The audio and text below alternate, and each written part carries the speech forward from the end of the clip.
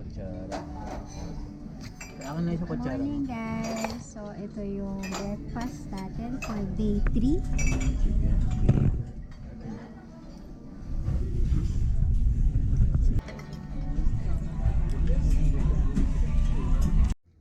Welcome to Amber Cove. So pang number 62 countries natin ito. First time natin sa Dominican Republic. Parang ano siya, feel at home. Parang Pilipinas guys, para siyang Puerto Galera. Ganun yung comparison ko sa kanya. Ang ganda ng weather. So unang port of call natin dito, dahil meron pa tayong 3 port of calls, wala pa tayo sa kalahati.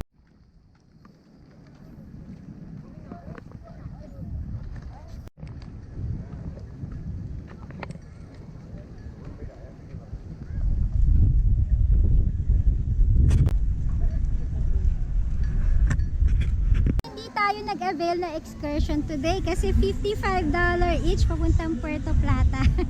So 20 minutes from here lang sana siya, pero sa akin kasi okay na dito lang sa port lang tayo dahil hindi natin kulang tayo sa budget.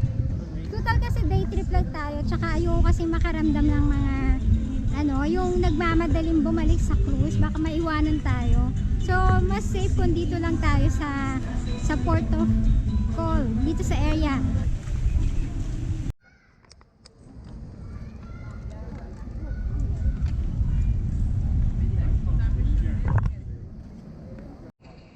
So tapos na tayo sa picture at maglalakad tayo dahil may nakita nga tayong beach area dito. So hindi mo naman talaga kailangan ng so ayan, so pupunta tayo dun sa cove.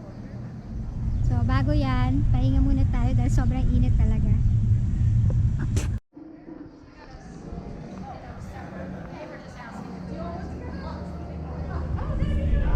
So meron ding falls pala dito.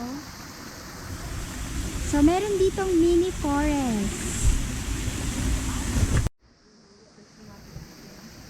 Pabalik na tayo ng cruise. At dinaanan natin tong mini forest. Back to tropical life tayo. So kung nabimiss niyo yung Pinas, maganda magpunta kayo dito sa Caribbean kasi ito talaga yung similar dun sa atin. Talagang mainit talaga, sobrang grabe ang init dito. So best para sa akin, best pumunta dito is around winter. So mas tipid siya para sa akin compare sa magbakasyon ka sa Pinas. Kung i-compare mo yung gastos, kasi dito talaga totally marerelax ka dito, talagang pampered ka talaga dito.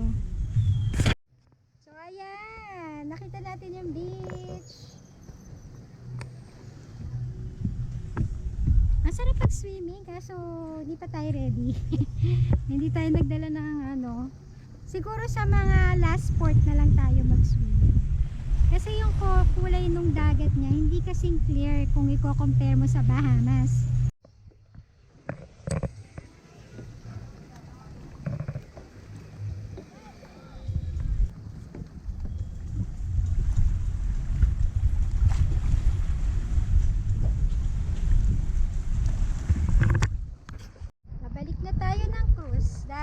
Nagugutom na, lunch na tayo. So balik na tayo sa ating hanggang 3 PM lang pala yung Amber Cove. So medyo bitin kung magbubuk kayo na excursion dito, hindi siya worth it kasi 3 PM masyadong mabilis yung, parang half day lang sa amin yun. So ayan, sobrang init ngayon talaga at dito tayo dadaan sa nakakatakot tumaan dito. Napapatingin ako, hindi ako makakonsentrate.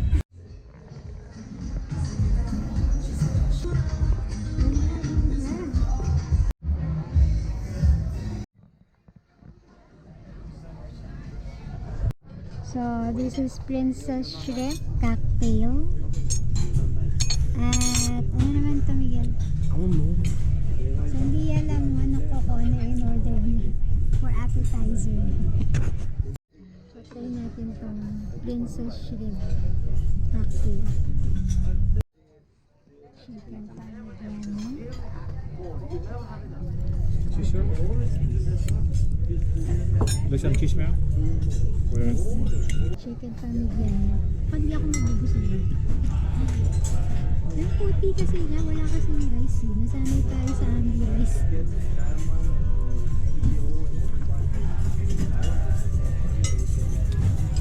Masarap naman siya. Hindi pala masarap. Puro pasta yung in-order nila, oh. Masarap yung lasagna. Ang bilis. Puro pasta.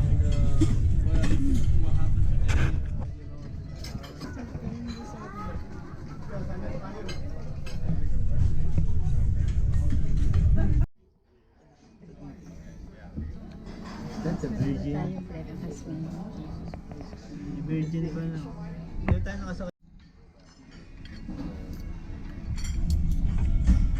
Hindi, umurong ka dito. Umurong ka yan. Masarap yung champurado. Good morning guys! So nandito kami sa San Juan, Puerto Rico. So day 4 na namin ito. At ito sa likod namin ay ito yung Virgin Bridge cruise. Maganda tong cruise na to kasi ito lang yung may free wifi. Kaso ang problem dyan is at least 18 years old ang pwede dyan. So bawal ang bata. 12 years old pa lang kasi yung anak ko. Siguro 6 years pa bago kami makapag-cruise dyan sa Virgin na yan. Maganda siya kasi color red siya. Ganda. At napakaganda ng Puerto Rico. Dito pala hindi pa kami nakakaapak. At niyati na lang namin bumaba. At super excited kami dahil marami tayong check. Maganda yung mga spots niya. Maraming tourist spots. So, ayan.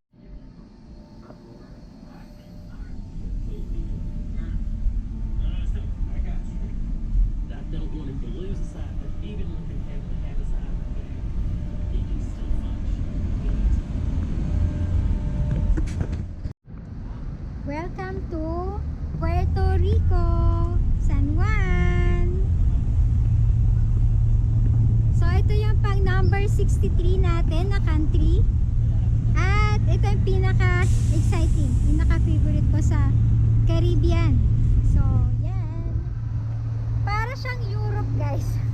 Para kayo nagpunta din sa Europe. Spain.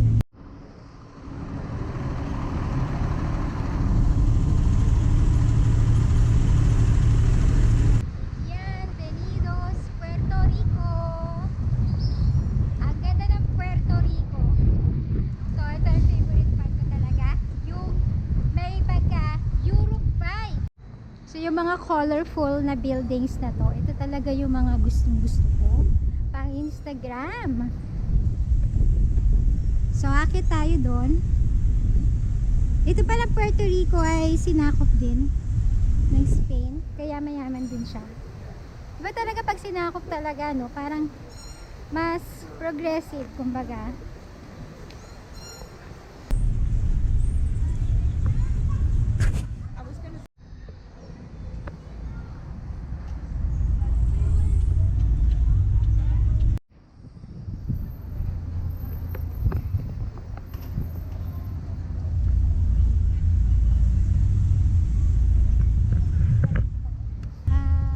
Tourist spot, Citadel. Parang kagaya sa Quebec. So ayan, nakita tayo dyan. So hindi tayo maliligaw dahil nasa likod natin yung pinaka-port. Talagang inalagaan nila tong port na to. Parang alam nyo yun, ito na yata yung pinakamagandang port na nakita namin. Mas gusto ko siya kesa sa Bahamas Port. Kasi ito ay US territory.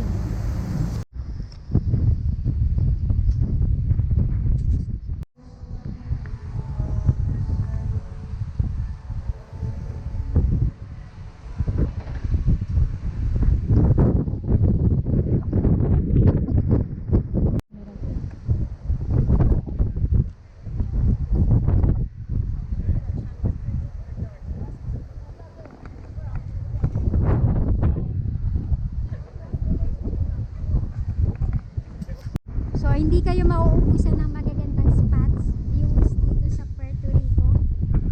As in talagang the best na to. Ito tama yung sinabi nila. Ito na yung the best sa cruise port. So maganda tong Citadel at ang maganda dito is free na kahit sino po pwede makapasok. So free things to do in Puerto Rico.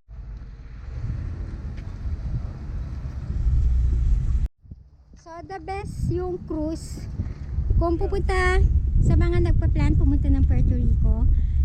Best para makapunta dito is by cruise. Kasi sa mismong cruise port na siya. Guys, hanggang dito lang pala tayo kasi may bayad siya. So ayan no. For children.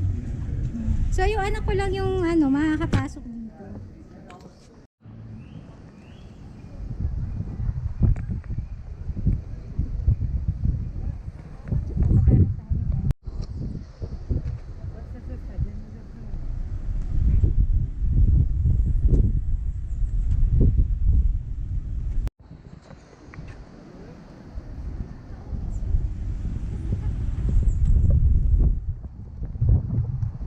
Tayo nakapasok dahil nga may bayad na $35 per adult. So ang free lang is yung 16 years old below. So yung anak ko lang yung pwedeng pumasok. So okay lang kasi usual lang naman yan. Kumbaga meron naman tayo. So meron din mga service dito para sa mga retirees. Dito siya. So para siyang sa Malta. Ganun level.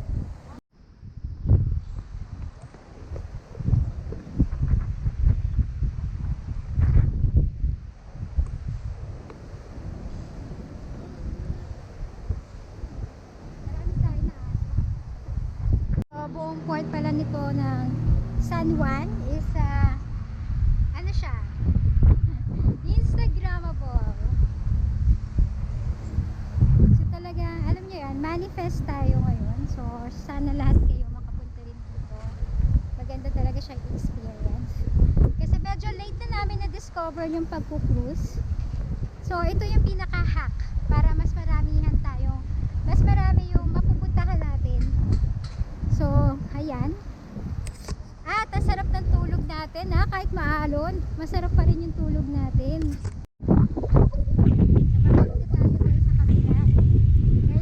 Gustong puntahan yung may room. So yun na lang at 1 hour lang talaga yung oras ko dito dahil magwa-wifi pa tayo. Tatambay pa tayo dahil alam niyo naman walang wifi sa cruise. Yun lang yung mga talagang hindi ka talaga mag-distract.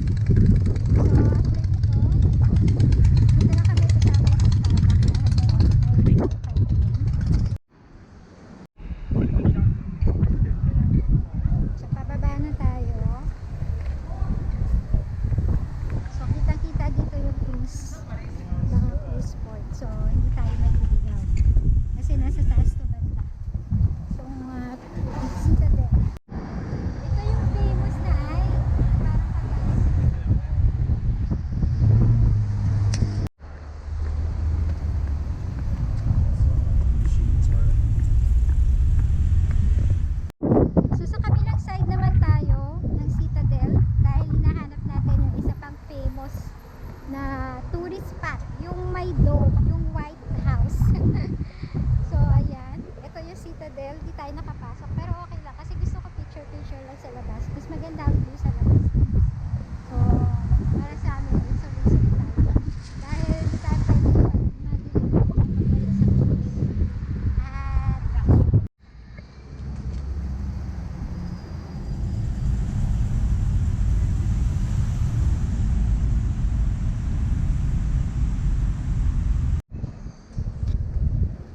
nito na kami sa So may nakita kaming cat dito, Puerto Rican cat. Ming! Morning, umiinom siya. Hello, how are you?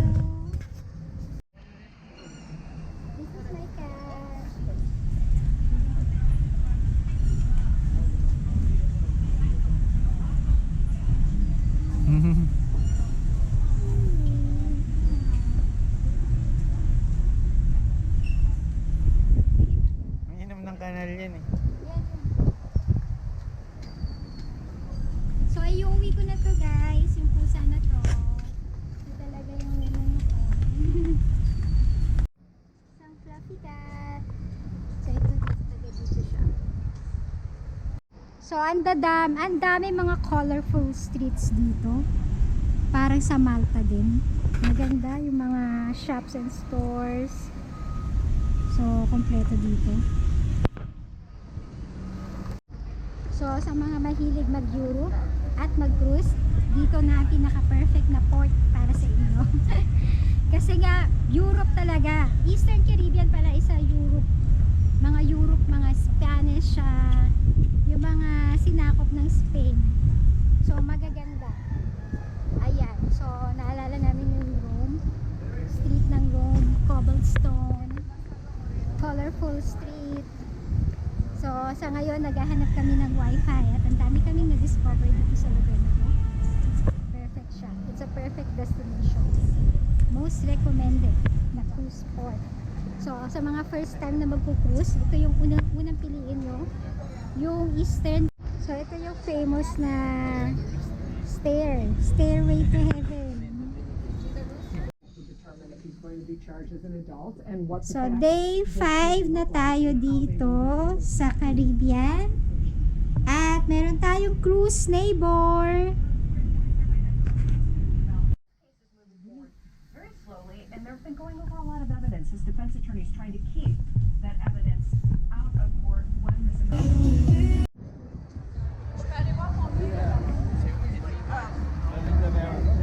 Maganda rin cruise port. Maganda. Highly recommended. So, parehas siya ng sa Nassau, Bahamas. Na colorful yung mga stores. Makikita nyo. So, Antigua. Puro mga shops dito.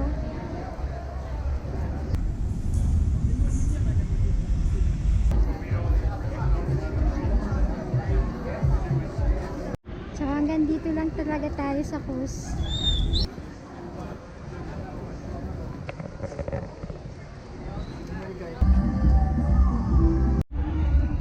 So, andito na yung sign.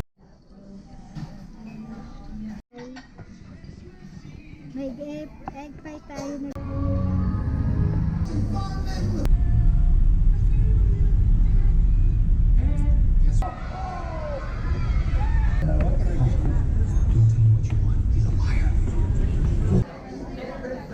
Gulat ako sa in-order ko. Hindi ko na-expect na. May red meat siya. So, ang kakainin ko lang ito. Ngayon, kung paano kami nag-book sa cruise namin nung last holiday. Salamat dun sa nag-comment dahil napansin niya yung cruise natin. So, since nalaman na natin yung pinaka itinerary na gusto natin, usually nag-check lang ako, Google lang siya. For example, so Caribbean Cruises. So, ayan. So, makikita nyo maraming mga links dito. Royal Caribbean, Princess Cruise, Virgin Voyage, NCL. So, marami tayong mga cruise at MSC. So, since dito nga namin nakuha yung itinerary na gusto ko based dun sa available na date na gusto namin, dito namin at pinakamura. So, yun yung pinakamalaking factor dahil budgeted kami, ay dito namin napili si Princess Cruise. Dahil hindi pa namin na-try ito. So, ayan. So, una-una, i-check natin yung mga available na promos. So, ito namang website nila, no? So, princess.com, ito, user-friendly naman siya. So, isa-search nyo lang based dun sa destination nyo. So, usually, ganyan yung criteria namin. Caribbean, 6 to 8 days, or ito masyado na mahaba to. So, yan. Pwede nyo rin i-base dyan sa date, kung anong araw. So, for example, gusto natin mag-cruise ngayong December. At departure natin since usually ang departure from Caribbean is kapag winter ay sa Florida. So, kung may US visa kayo, so yan, ito yung mga major cruise port. So, kunyari, kung pipili kami dyan, so kahit ano dyan, yung ship, kahit anong ship, wala tayong mga preference pagdating sa ship. Kasi lalabas naman dyan kung ano yung mga ship names. So for example guys, plano namin mag-cruise sa, gusto namin itry itong Curaçao. Yan. So ayan. So maganda itinerary to, 8 day. So ayan, so kiklik nyo lang to, cruise details. So example, ito na yung date na napili nyo, December 12. Yan. Pwede kayong mag-book advance, mas maganda, mas makakamura kayo. Since kami, 3 kami, so isa-select ko lang to, 3 guests, apply. So, ayan, pag free, usually kapag 3rd and 4th guest, kasi sa mga bata lang naman to, ayan, makikita nyo yung mga prices. So, balcony, since December kasi ito, medyo mataas talaga ang mga rates kahit dun ka pa sa interior. So, talaga kung super budget ka talaga kayo, ito na yung pinakamura, interior. Pero kami kasi gusto namin sulit talaga, 'di ba? Perfect vacation pag balcony. Ayan.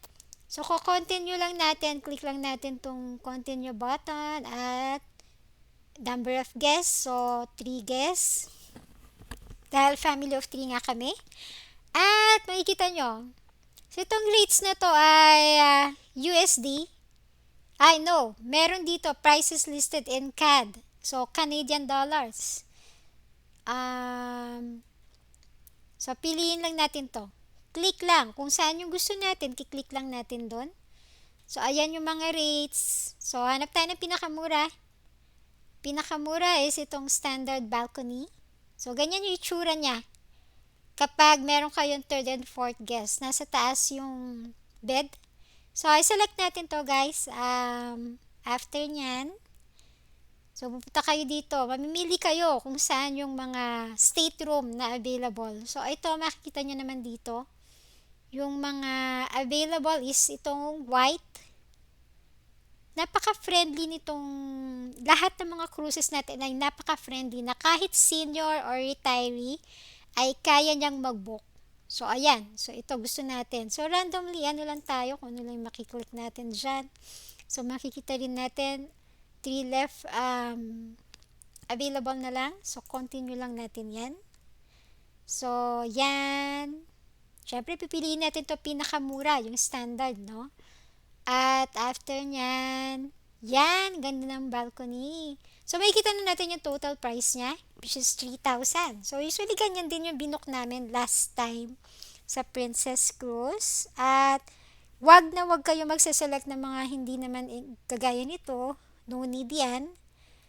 So, by default, hindi naman siya naka-check. So, continue na natin to. Medyo mura na yan dahil medyo matagal pa yung booking. Ayan. So, fill upan nyo lang to guys. Pag na-fill up nyo to, make sure lang na tama yung spelling nyo. Kasi, minsan kasi kino-compare nila sa passport yan. Napaka-importante yan. So, kung isa-save and continue natin to, ang next ito ay payment. So, ilalagay lang natin yung deposit. So, example lang.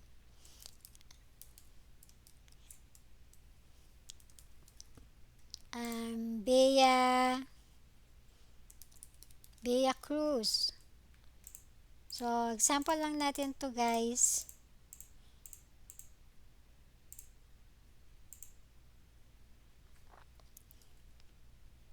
Florida. Lagay na lang natin. Kunyari nasa taga Florida lang tayo. So, kahit ano naman yan.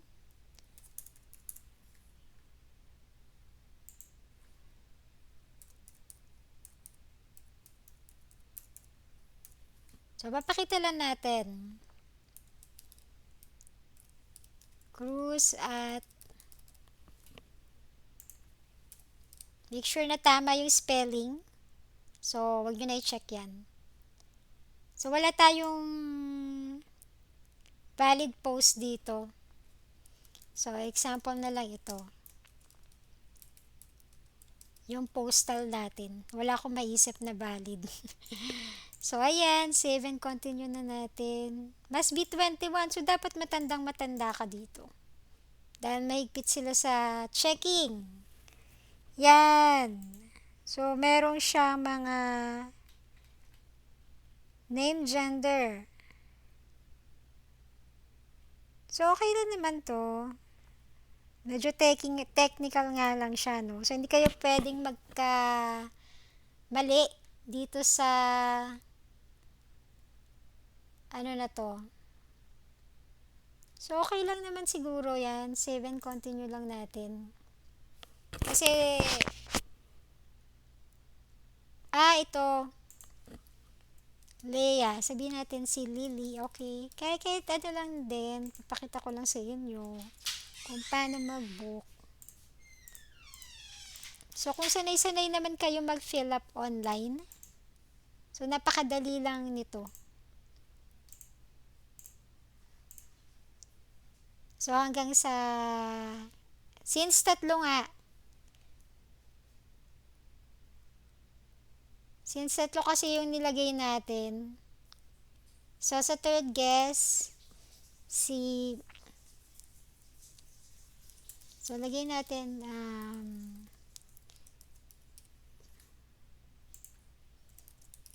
so, kahit ano nalalagay natin dyan. For example, February 30. So, since bata kasi yung binook ko, so, 2015 na lang siya. Mail. So, double click nyo lang. Ayan! So, ito na guys. Ito maganda dito. Kapag nagpa-plan kayo sa cruise, lagi kaming minimum deposit. So, click nyo lang to. Mura siya kasi matagal pa, 'di ba? So, isipin nyo na kapag nag-deposit kayo, meaning talagang sure na talaga yung cruise. So, lagi natin check to. Accept the, So, ayan na. At, ayan, lalagyan nyo lang yung mga credit card details na dyan. So, once na nalagay nyo na yan, you can click save. So, ganun lang kasimple ang magbubook.